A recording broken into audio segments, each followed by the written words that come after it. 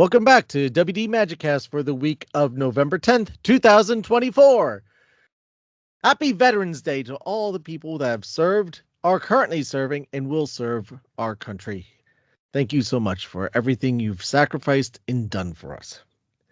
This is episode 275, WD Magicast, the show about the mouse, the marvels, the galaxy, and beyond. I'm your host, Matthew Graken. In this week's show, I'll be joined by Brian to discuss our recent trip and our adventures at New York Comic Con in New York City. It was in October, but we're getting around to talking about it now due to much traveling and scheduling conflicts. But sit back and enjoy the musings and discussions about what New York Comic Con is, and hope you get some good information out of it. Make sure to join our social media channels where you can discuss New York Comic Con with us or many other things as well. And we can be found just about everywhere at WD Magicast on Twitter, X, whatever you want to call it, Facebook, Instagram, Threads, TikTok, YouTube. It's everywhere out there. Make sure to also check out the YouTube channel where I will be having a video of my time at New York Comic Con coming out shortly once I figure out all the editing issues with that. Also, make sure to check out our TeePublic store, where you get yourself some cool WD Magicast swag and items there. Holidays are coming up. Sales are going on. Get yourself something cool. Give gifts also of WD Magicast stuff. And help out your favorite podcast as well while you're at it. And on that bombshell, on with the show.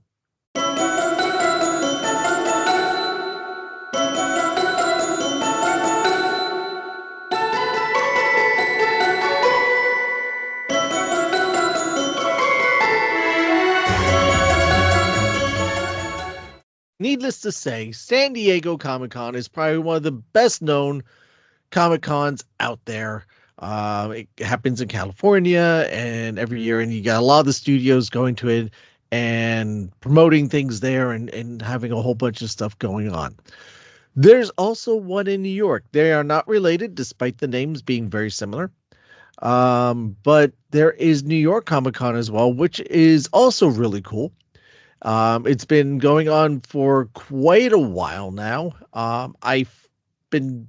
People have been begging me to go to New York Comic Con since probably 2007, maybe 2005, somewhere around there. People have been telling me about it and say, you need to go. I'll get there eventually. Well, guess what? I finally got there. And I went with some wonderful people. And one of those wonderful people is an orchestrator of finally convincing me to get there. Is right here. And his name is Brian Switaj. And I have known him since longer than either of us probably want to admit, back from high school days. And Brian, thank you for finally getting on the show. Not that I've been trying to get you on the show for a couple of years now, but thank you for finally breaking down and coming on. Thank you, Matt, for having me come aboard. I know it's been a long time coming. Drum roll. I've been keep saying yes, and like eventually now I'm on the I'm on your podcast. So thank you for having me. This is a good topic that I can get my feet wet with and open up the discussion with New York Comic Con.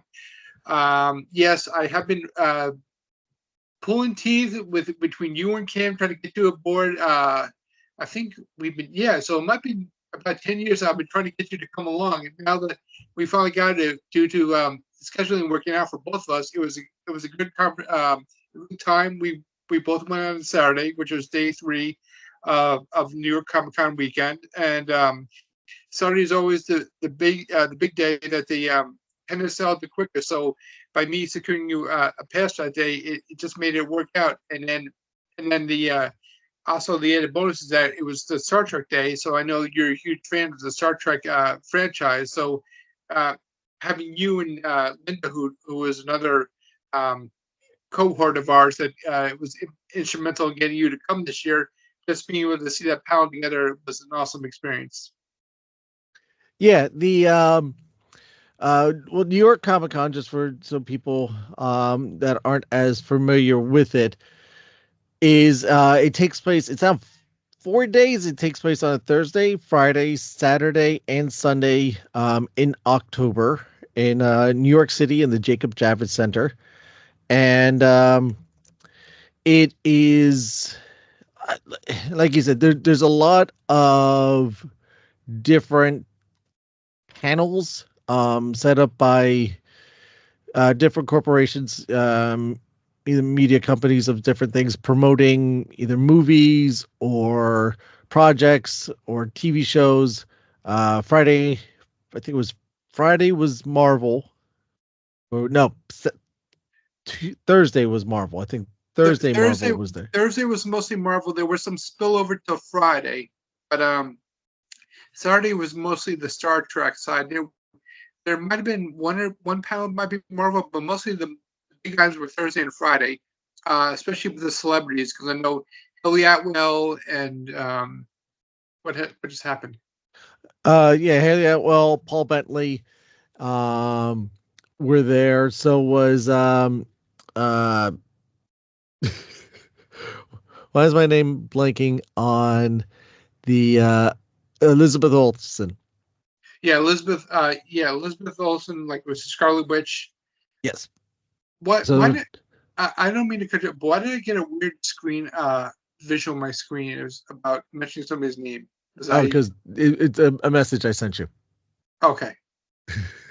Okay, got it. Little message I sent in the chat.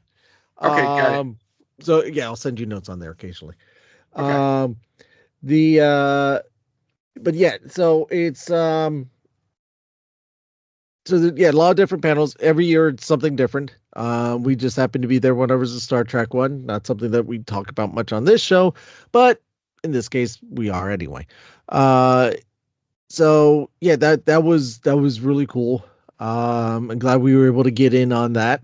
Fortunately, it was in one of the larger halls, Hmm. so there was fair amount of seating, but I want to say it was pretty well packed. I think it was fairly well attended. Yeah, because I think with it being a sold out, when the days, I mean, all the days were pretty much sold out, but Saturday being the first day to sell out when the tickets first went on sale, it pretty much guaranteed that the audience was going to be there for at least for the Star Trek panel to warrant it to be in one of the two big theaters, because obviously New York Comic Con as the main theater, and then the Empire Stage. Both of those are considered the uh, upper echelon of how they have the panels in different off sites within the convention center. So the two marquee theaters, the Empire Stage and the main stage, generally get the higher quality panels. I mean, don't get me wrong, all panels are good, but they tend to put the ones that are going to generate the buzz in those two theaters. Right. And with those bigger shows, they generally make you pre-register. Uh, Not that it guarantees you a seat, and definitely not reserves you a seat, but gets you in the queue that you can get in line to attend those panels. Yes, because when we first did the badges, obviously you get the badges. I sign it to you. It's a whole new system, but that's been about 3 or 4 years. But once you get the badges, register your name, you could then um, reserve those big marquee panels, and at that point you're like you said, you're not guaranteed a seat, but you're guaranteed entrance into the panel room um, before they have standbys allowed into the theater. So they said that by you having the reserve system, you're given first priority into attending those panels. Yeah. So um, needless to say, the earlier you get into those showrooms, the more towards the front you can sit and be closer to the action. So so there's like a two front. First getting the reservation book, and then paying enough ahead of the line so that you're guaranteed a prime seat for that panel. Yeah. So, and depending on your access level, because there's, you got the general admission, and you also have your VIPs and other fancier people that, depending on what tier you buy into for your pass, depends on where you can sit in these panels and your access. mm, So if you have a VIP, you're able to kind of access the seating earlier, and you had your own little VIP section. Versus us who had the general admission, where you had to stand in a queue line and wait, and then at a certain point they let you into the room to Yep. access the seats. And by when I say room, I am talking about something that is the size of an auditorium. The I want to say probably maybe at least 500, probably more than that seats. Yeah, I say yeah, at least between 500 and maybe 1,000 because the rooms tend to go very deep, um, and I think the seats are maybe 20 to 25 across. So even if you have 40 rows, you're basically there. And I think those rooms definitely can hold 40 rows. So Yeah, I think I think you can definitely it's definitely in the 500 to 1,000 seat capacity. I mean I have to admit I didn't know what to expect going into that room because the queue line room that we went in was relatively small, like a small little office meeting area, and we were all jammed in there, and we snaked our way through. And we go through these doors, and there was this just massive room, hall, whatever. I felt like at the end of Indiana Jones and Raiders of the Lost Ark, you know, going through that. Um, but it was well spaced out. Uh, lots of seats. They had giant monitors, so you could see what was going on stage. If you were so a little further back, you'd still be able to see you weren't really missing out. So it was nicely done. It was nicely done. Um, and yeah, so you have the two main rooms, somewhat like that. You have some smaller ones that go on that are a lot more cozier. That don't have a pre-register. That you just show up for. You have to show up accordingly to time, so you can't show up just as the panel's starting. There was one for Universal's Epic Universe. Yeah. Which I wanted to get to, and by the time I realized what time it was impossible to get to it. And that also goes to the fact that there is just so much to do. Besides the panels, there is I don't even want to say a floor because it is really two floors worth of vendors. Yes, because you got the ground. Well, they call it the basement. So the basement is basically where you line up in the morning to be able to go and experience the Comic Con because convention opens up at 10, but people to start laying up as early as 7 o'clock in the morning. So for those first 3 hours, people are led into a queue room, which is basically the basement, the dungeon, where depends on who you talk to about uh, Comic Con diehards, but they're basically held in the queue room, which is on basically the basement level. Um, and then also on that level is the main stage, which is Hall. They call it Hall D, and then it pretty much goes across from left to right. So you have basically you start from Hall A, which is basically I think it was the celebrities. So like anybody doing autographs and photo ops, being Hall A.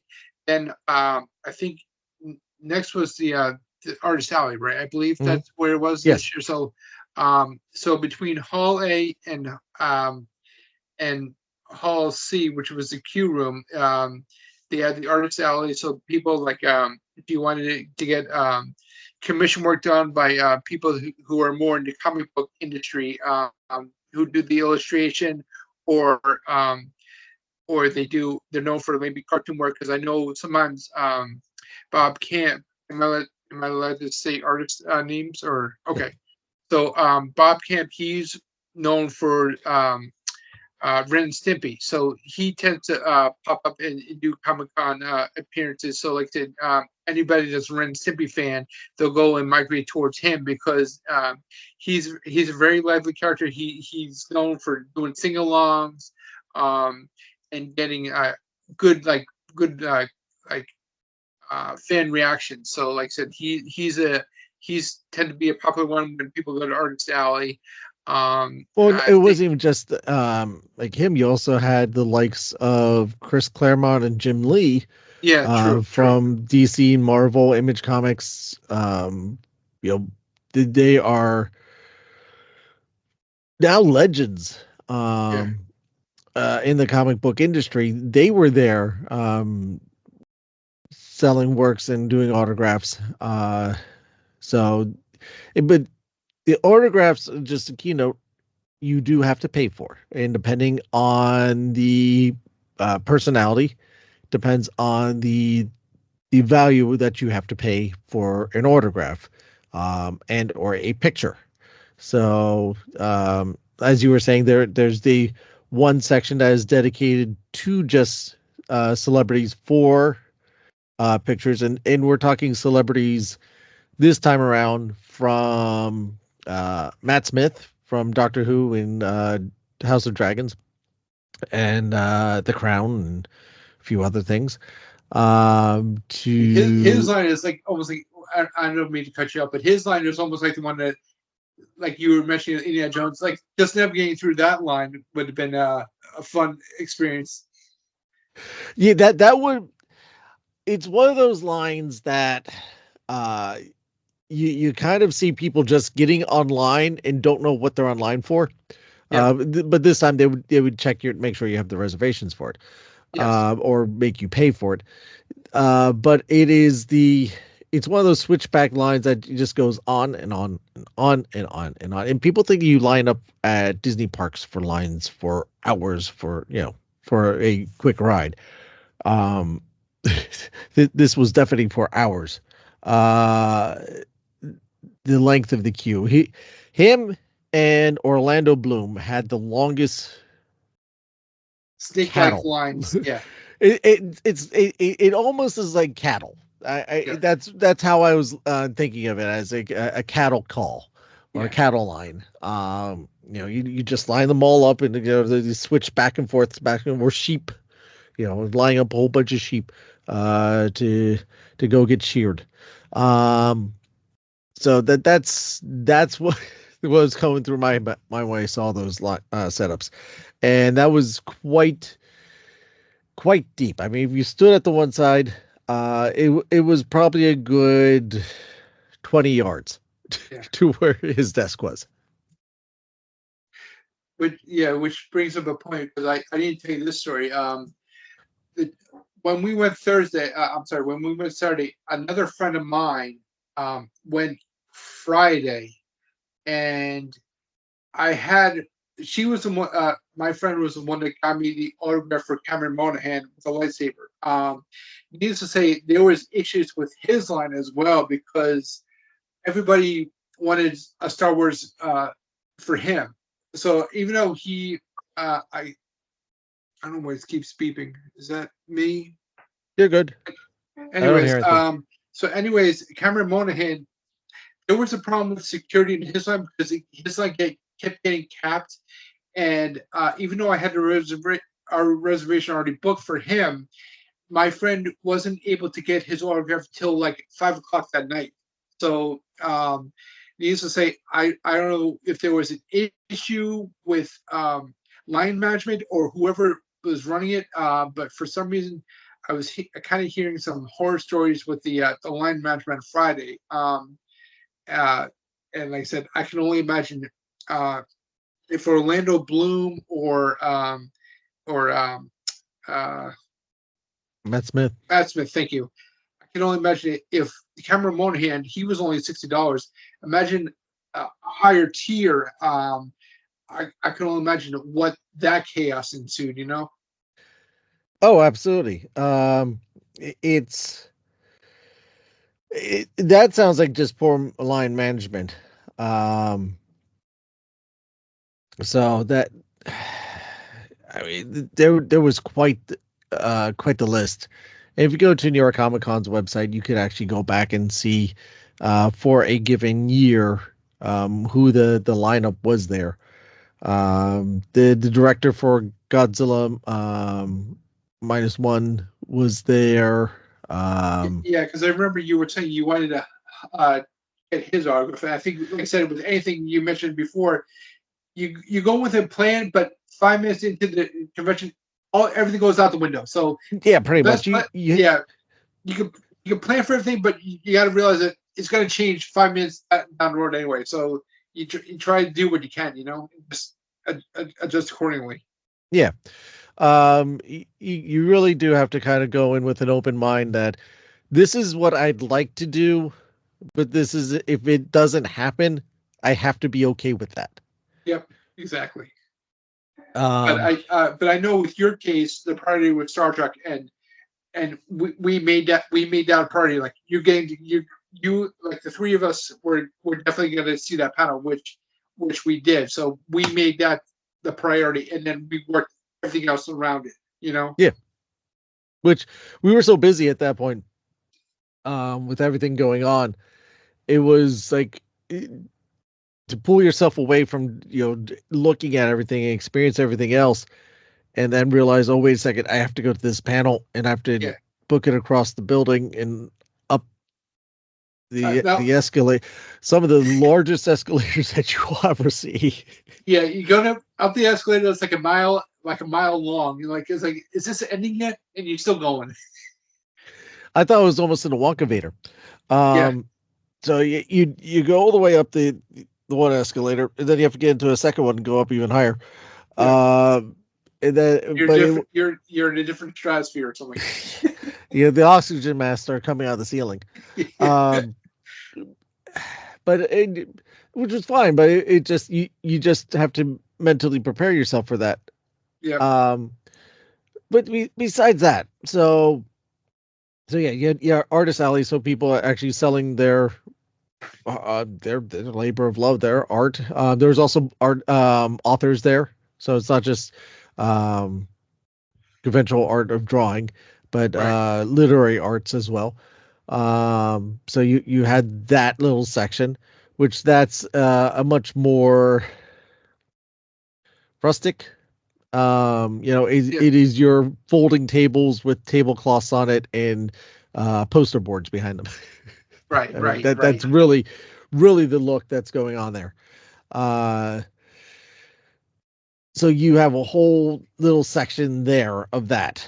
And then the queue area that you lined up, which had nothing but, I guess, for people lining up for whatever is going to be going in on that convention center area.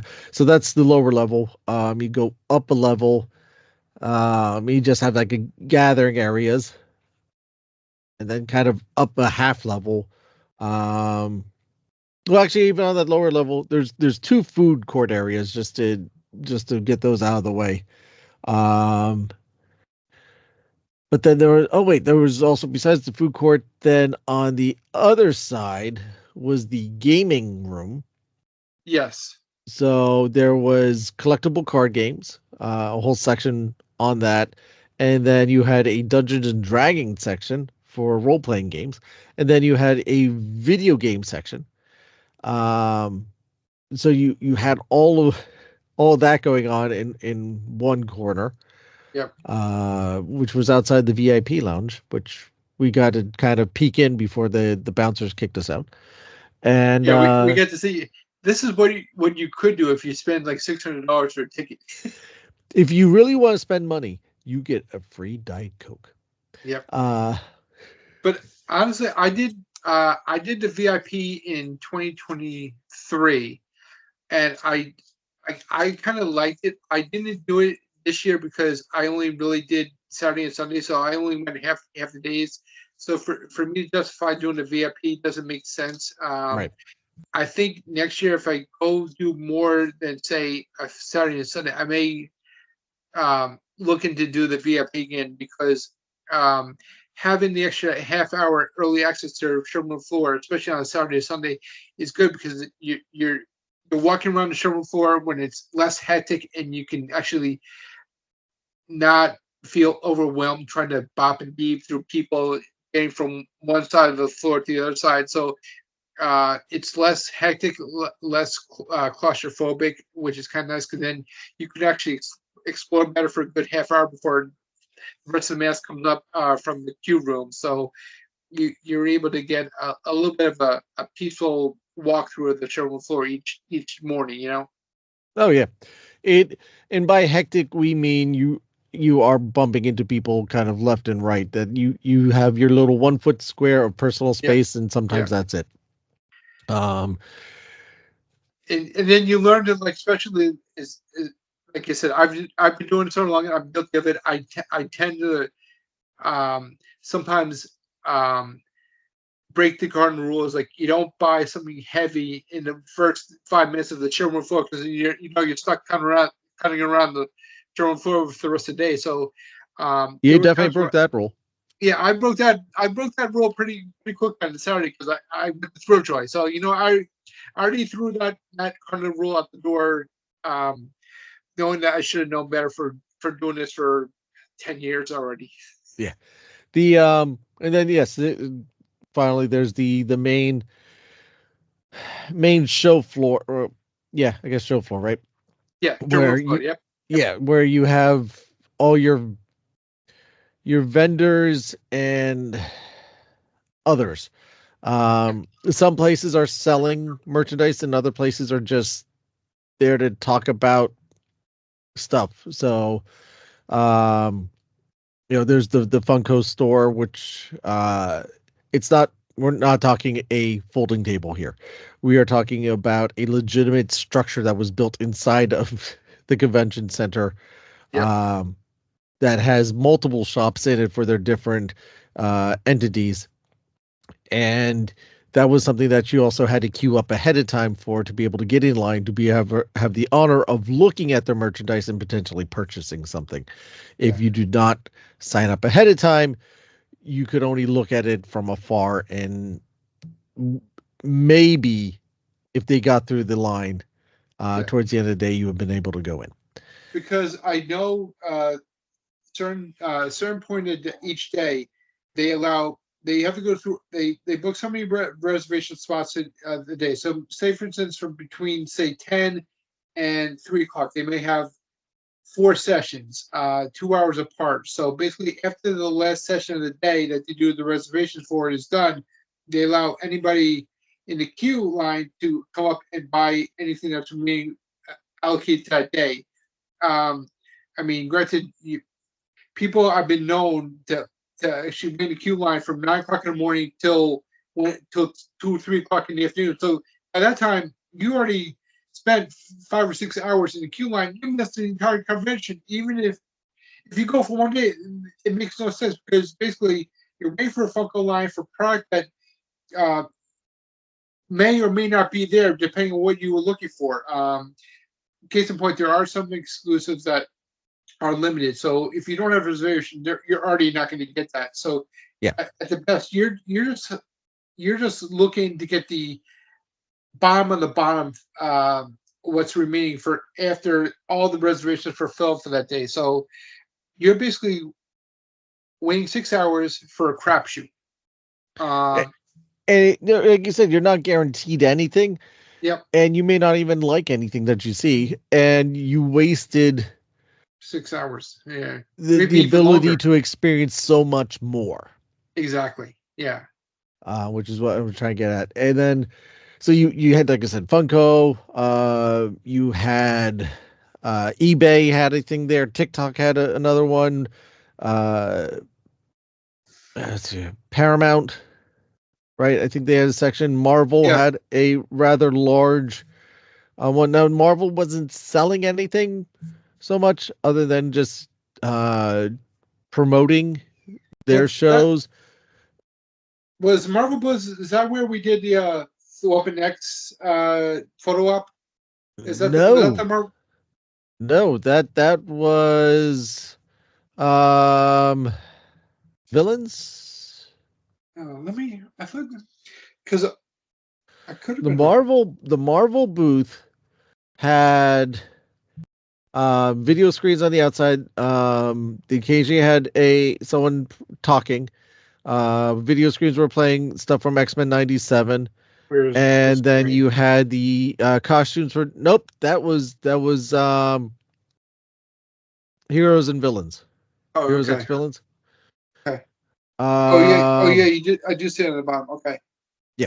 Uh, you had the Daredevil Born Again costumes on the one side. Then you also had on the back end uh Well, that's one where of we had the. one of That's their where we had the. app Yeah. games. Okay. And then you had Agatha All Along costumes. Right. Okay. I know what you're talking about now. Okay. Got it. Yep. That was the Marvel Studio one. Okay. The Hero X Villains was a store where you were able to get merchandise. Each day had an exclusive shirt, Yeah. plus some other merchandise. For know. this case, is Deadpool Wolverine. Yeah, because I know we're on a podcast, but I'm actually wearing one shirt now because I got the Sunday one, which is the Deadpool Halloween. Nice. I don't know if you can see it, but I was standing up to show you. Oh yeah, wow! There's a lot going on that shirt. Yeah, I know, right? It's a whole bunch of nothing. It's almost like a Deadpool Hellraiser type of feel. It's got Deadpool and a whole bunch of other things. Yes. I know that's a great description for an audio podcast, but that's about what I can explain to you it as. But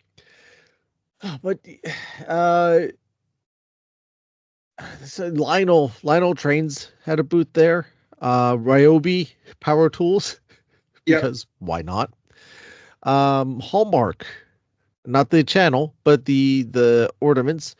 Had a booth there with some exclusive Christmas ornaments that unfortunately I missed out on. No, I thought we went to because I got something from Hallmark. You did. I missed out on. But you were there with me when I went on the line. Yes, you bought them. I didn't. And I could have gotten you something. Now you tell me. I remember parents saying, Matthew, do you want anything? No. No, quite all right. Her Universe. Her Universe had a small storefront there. Penguin Publishing, Random House. I'm gonna butcher the Roosevelt, I guess is what they are. The the RSVLT shirts. Yes. Okay, that's why I just spelled out the letters RSVLT. Yeah, I can't remember. Yeah, but that's they're good quality because I think they're online based only because I think I remember asking you if there's any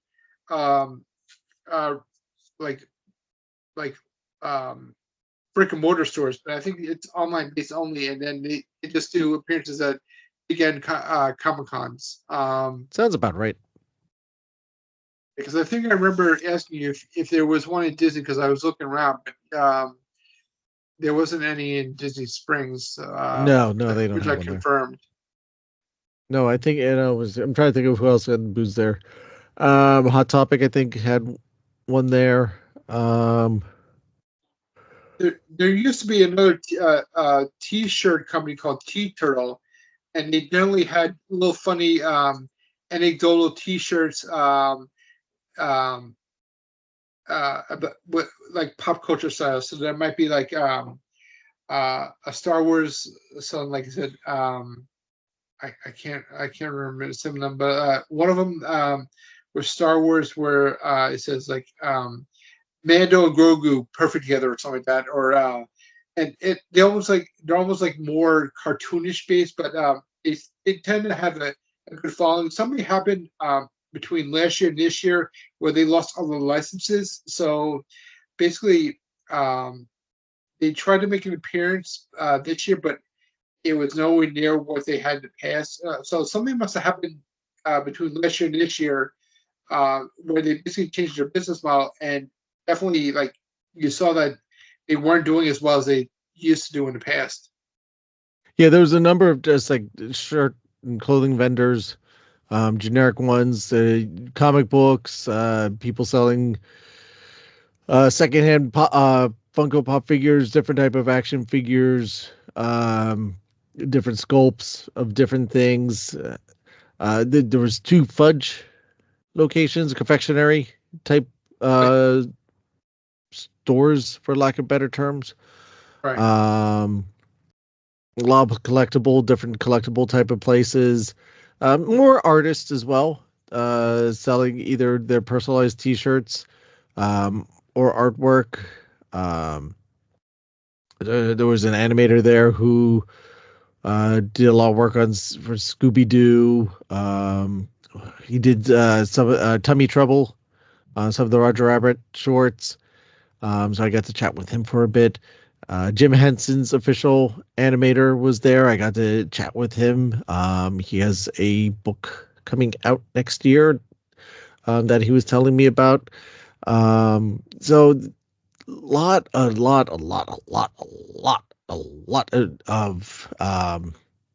places to explore. Most of them are offering wares and to purchase stuff. There's other ones that besides the main hall that we were just talking about before, where people could purchase autographs that are for celebrities or persons of interest that were brought in by the Comic Con itself. There are some of these places do bring in their own celebrities, like you got to meet someone of my personal interest and yours as well. And this was at Super 7. Yes, Super Seven. They were a good company. They're Sandy. No, they have a store in San Diego, but they're also based in I believe San Francisco. Um, they were generally a general fixture for New York Comic Con for several years now. Maybe about 5 or 6, but I noticed this year they didn't have a presence, and it was. I know a lot of people were wondering why. I'm still trying to figure it out because generally they always got a good turnout because they had different products that were pretty good. I know in 23 they did a replica of from King John from the Disney Robin Hood. No, Prince John. Yeah, Prince John. Prince John. Yeah, thank you, Prince John. Um, I'm trying to think if I have my Prince John here. No, I probably have my Prince John in a different room, but That's fine. they generally they do different like pop culture. I know they do a lot of Disney. They do a lot of um, Thundercats. So, like I said, those seem to be the two big franchises. They do a lot of stuff for Halloween. So they have big Halloween monster mashes, more along the lines of Universal style. So they have like a Dracula, Mummy, a Frankenstein, more toward the Universal theme. Like I said, the heyday when Bela Lugosi was the Dracula. So that type of Dracula, you know what I'm saying? Yeah, yeah, yeah. But for The some classic reason, Universal horror movies. Yeah. exactly. But for some reason, it were another company that kind of like uh, didn't have an appearance this year. So I don't know if they were just taking a year off just to regroup. But it was just kind of like sad not to see them be there because they said they've been at least going for the last 10 years, like for as long as I can remember. So like it is one of the ones that I was kind of hoping for, but they just didn't come. So I was kind of a little bummed on that one. Understandable, but but they brought in some, again, people of interest for autographs. So they did. Jim Cummings and Ashley Eckstein were there. Yeah, well, that was not that was not Oh, sorry. that was not Super 7. That was $7 a pop. Oh, okay, sorry. I knew there was a 7 in there. But yeah, so $7 a pop. They mostly sprung up because of originally because of the Funko Pop craze, but then they do a weekly shop drop online where you can get different artists to sign the Funko Pops. So you're buying things signed with a certificate of authenticity. So generally there's some kind of theme that they'll do for a particular week. So I know, like with Halloween, they'll do the anything that has to do with Universal horror films, or even the more common horror. So, like I said, it might be a Jason, it might be a Freddy. So they tend to do Halloween themes around those monsters, and then and basically if they're closer to San Diego or New York Comic Con, they'll maybe they'll do a drop of excess product from the conventions, so that way they're not stuck with too much of autographed merchandise after each show. But right. It all depends on who they can get to sign for the product, True. But I'm just saying that there are other booths out there that also offer celebrities for autographs and picture taking. There was another one that had some wrestlers and some other people at it. Rikishi. Yeah. Rikishi. I forgot his name now. Sergeant Slaughter was walking around supposedly. We never saw him. Oh, we didn't see Sergeant Slaughter. He's generally a fixture. Somewhat. John Henry was there. I don't know him. He's from NXT. Okay. But Booker T. Yeah. We got the picture of Booker T. That's right.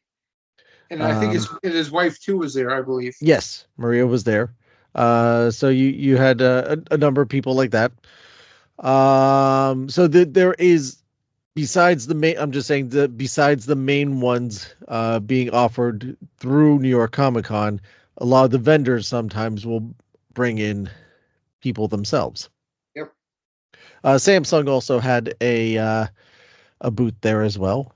And you know what else had a booth? Pudding shots. Oh yes.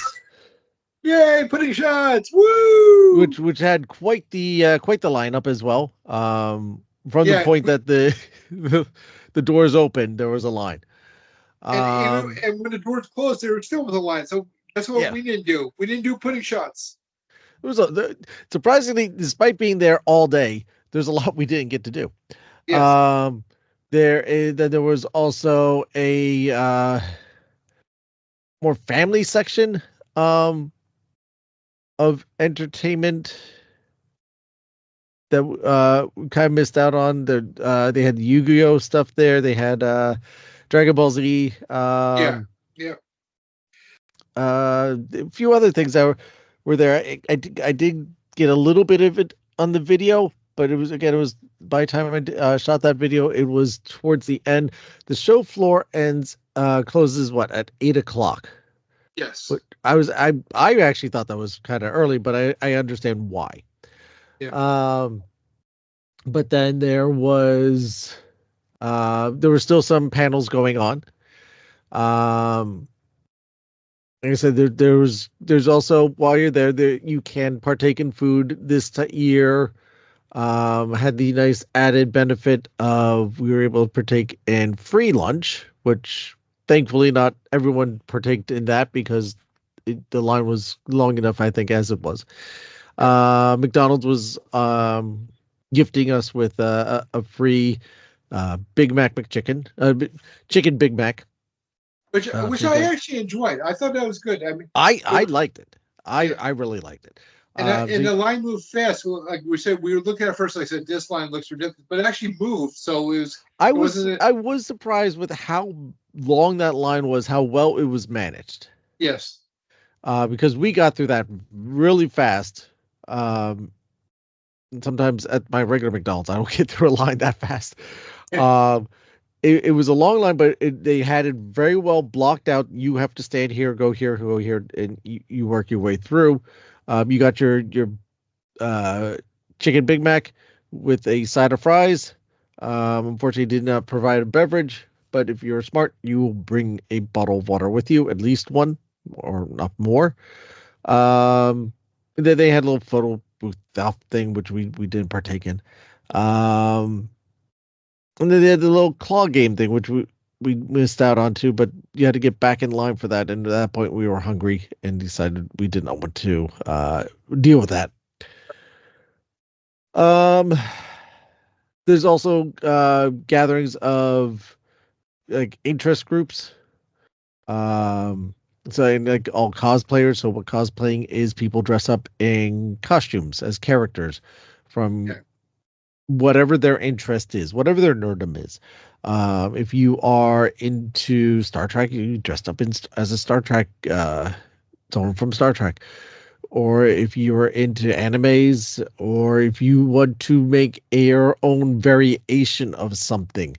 I saw this one woman dressed up as Pennywise, but a female version of Pennywise, and how she would, and it was remarkable. The makeup job and the detail that some people put into these things. Who's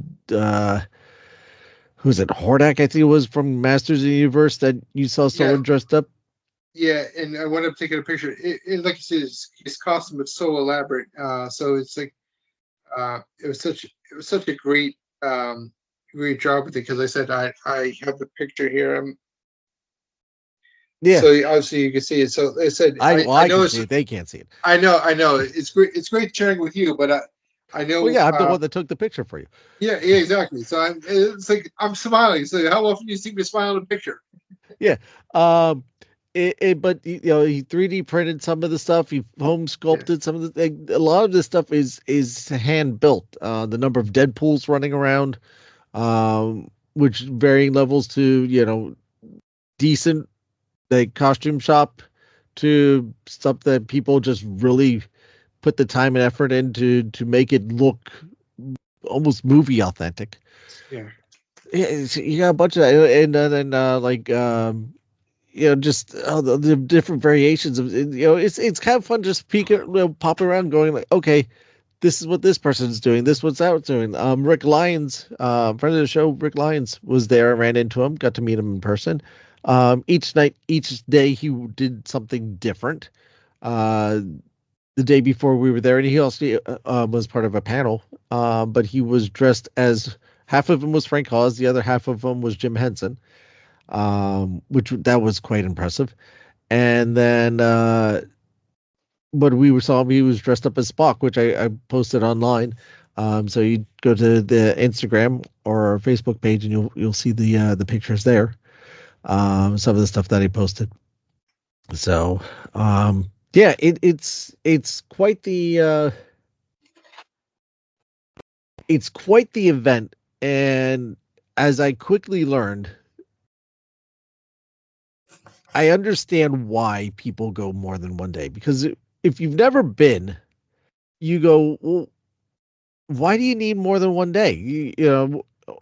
Is there really that much to do and that much to see, or that much difference between this day and that day? If someone has the capability of going all 4 days, I understand it now.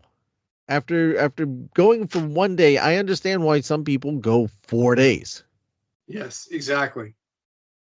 So, like you said, people that go 4 days, they tend to do all the panels that they wanted to do, experience it for, and then the last day is when they do the shopping, because at that point they don't care about the merchandise at first. They'll wait the last day, because at that point they don't have to carry as much each of the first 3 days. And notice that last day they can get all the shopping done, and possibly get discounts, because a lot of the vendors at that point, they're looking to sell product, and then maybe they can barter, or not barter, but they can haggle over prices, because at that point on the Sunday afternoon, they're looking to get rid of anything they can, so they don't have to ship it back, on the company side. You know what I'm saying? Right. Like, most of them aren't necessarily local vendors that, just pack them up in the back of their car and, so they have to pack up in the back of their car and they're just driving it, down the road to their house. It's not like that. It is, a lot of these people are from across the country. They are, they ship these things in via UPS, FedEx, whatever shipping company they want to use. Dave is bringing it to them in the Postal Service, but they are shipping it in. They have to, then they're setting up. They've rented this space from the people, that the organization that runs it, Ready Pop. They set up the location, and they are selling all this stuff, and whatever they don't sell, they have to ship back. So they didn't make money on. They spent money to get it there. They didn't make money on it while it's there. Now they're spending more money on it, trying to send it back. So in this case, you are looking at, well, I might as well try and sell for something, because I'm going to lose more money by trying to ship it back to wherever home is. Then if I sell it for under what my initial asking price was, which, if I was smart, I would have asked you guys to go back to that one shop that I was getting some stuff for the boys. But that's on me. Yeah. I think that covers all the different areas. Oh, you froze. Or I froze. One of us froze. But I think that covers just about everything. Are you back? Yes, I'm back. There you are. Yes, now we hear you. Yes. I think that covers about everything, right? Was there anything else that you think we missed out on or forgot to mention? Well, so I think we hit the showroom floor. I think, like I said, I know it's your first. We talked about you missing the autographs.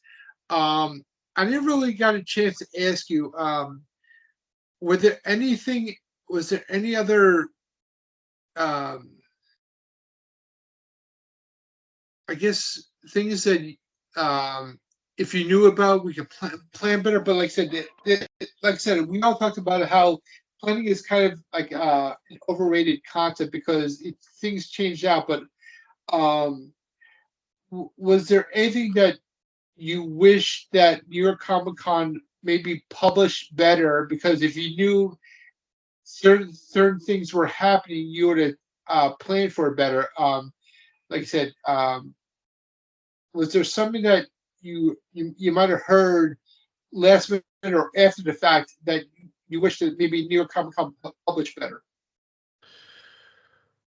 The only thing I could say possibly is that with some of the booths, like, I would go through the list in the app, and they actually do a fairly decent job with the app. Once you kind of figure out how to navigate it, you can see the list of vendors and stuff that's going to be there.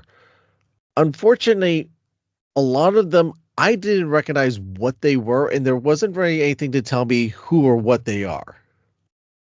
So, it's telling me, oh, there's this vendor and there's that vendor. I'm going, that's great. Who are they? Why should I be interested in them? Yeah. What do they have to offer that I might be into?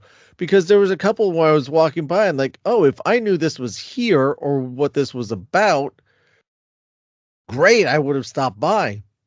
Or went there first, right? Yeah. Instead of spending time at this, I would have gone over here. There.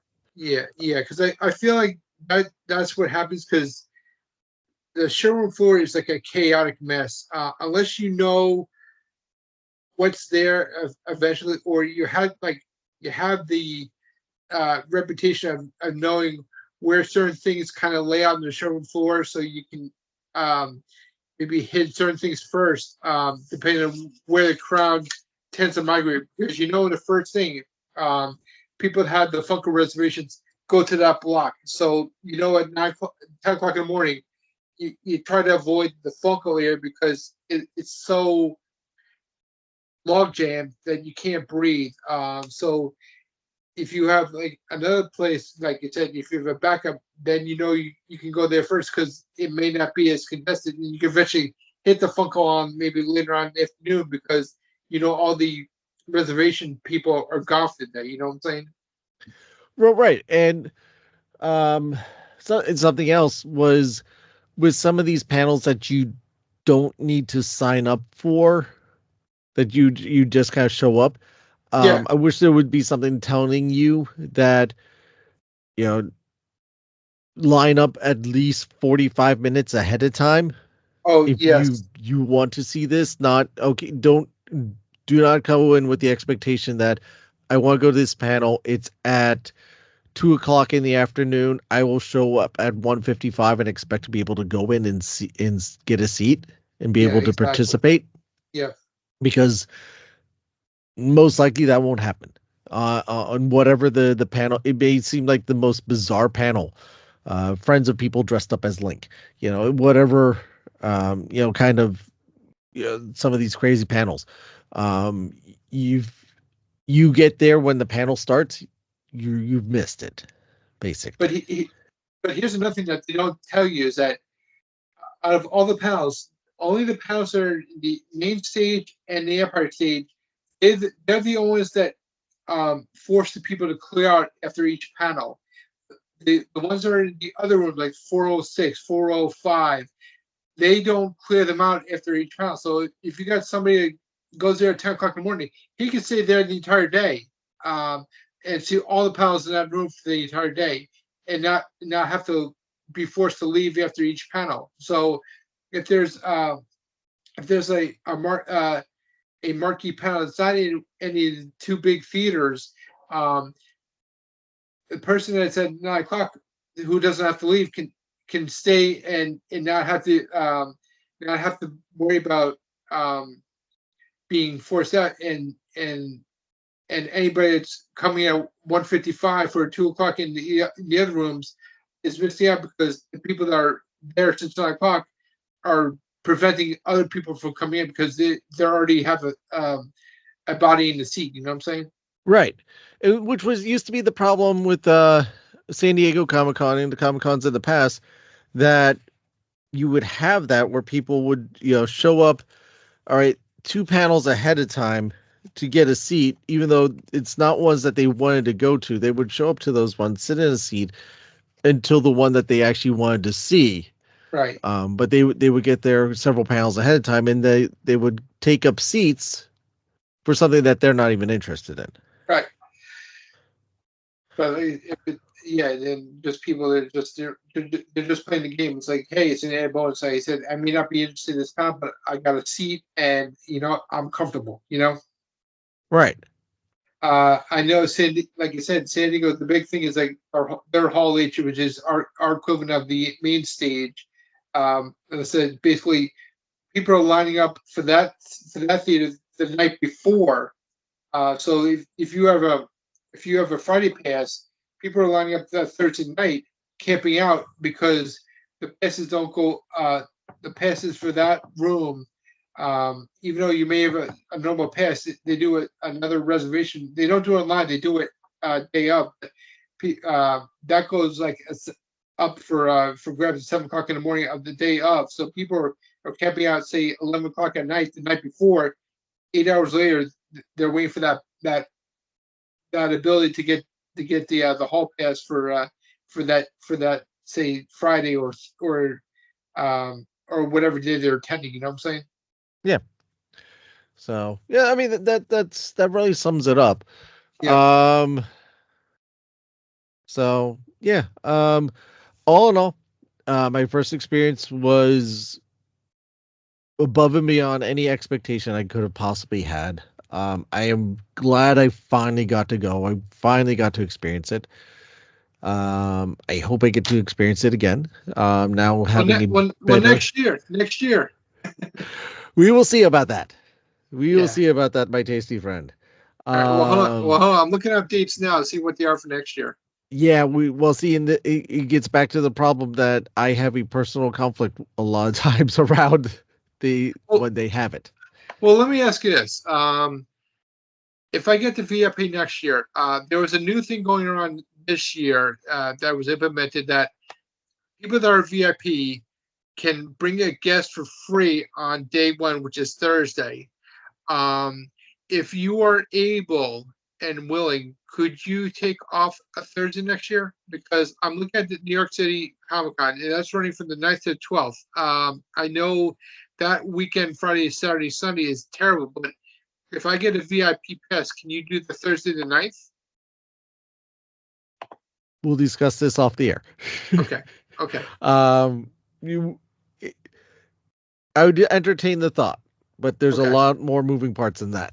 Oh, I know all the moving parts. There's It a was lot more freaking out. moving parts than yeah. But it's something I would entertain. Um, but yeah. So, yeah. In a nutshell, that's New York Comic Con. Yep. Yep. So New York Comic Con 2025, October 9th to 12th. Yes. So I think they announced. I think they, for some reason, I thought they announced a guest already for next year.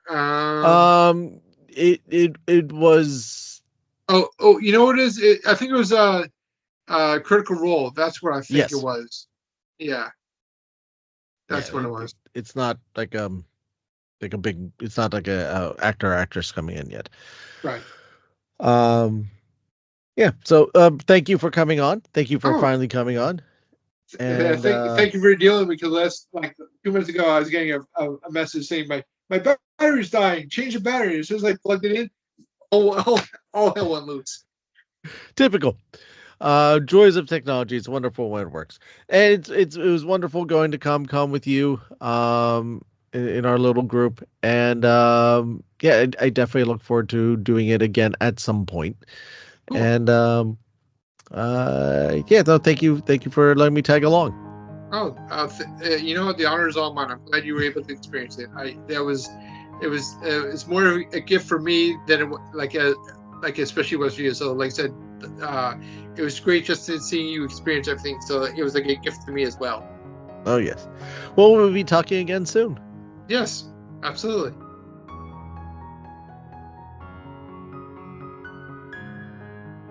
Thank you again to Brian for coming on the show and discussing New York Comic Con with me.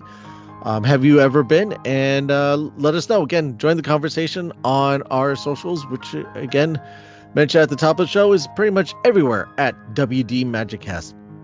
I want to thank you for your time. I know how little time we all have these days, how difficult life is, especially now that we're getting to that holiday season rush.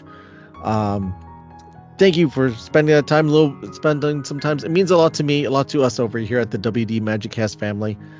Please let us know, help the show out. Go on to Apple Podcasts, go on to Spotify, give us a rating review. We have all 5-star reviews on both of those networks at the moment. We need more. Keep them coming.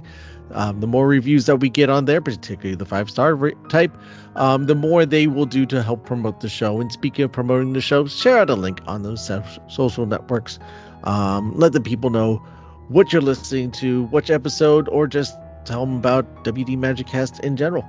It would be greatly appreciated. Help grow this Disney family.